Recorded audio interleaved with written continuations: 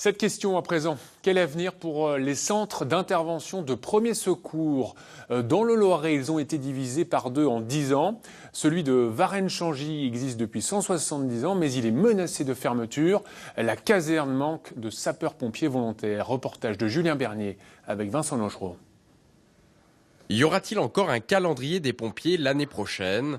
Dans le village, 1500 habitants, le nombre de volontaires est en baisse constante. Il ne reste que 6 pompiers contre 11 il y a 3 ans.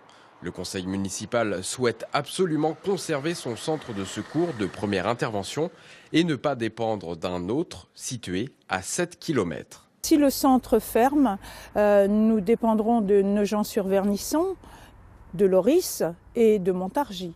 Et la rapidité pour les sapeurs-pompiers de venir sur le terrain est plus longue que si vous avez une équipe prête à intervenir dans la commune. Et dans ce secteur rural, les interventions ne manquent pas.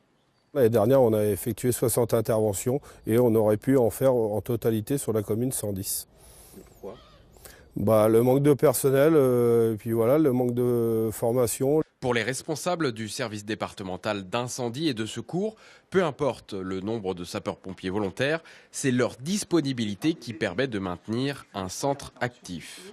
Un centre qui n'est pas en capacité d'avoir, je dirais, 2 agents disponibles sur la journée est un centre qui n'est plus viable parce qu'il ne peut pas assurer même un départ en prompt secours, donc il n'a aucune plus-value opérationnelle pour nous. En 10 ans, le nombre de centres d'intervention de premier secours est passé de 130 à 53 centres dans le Loiret. Celui de Varennes-Changy pourrait obtenir du sursis.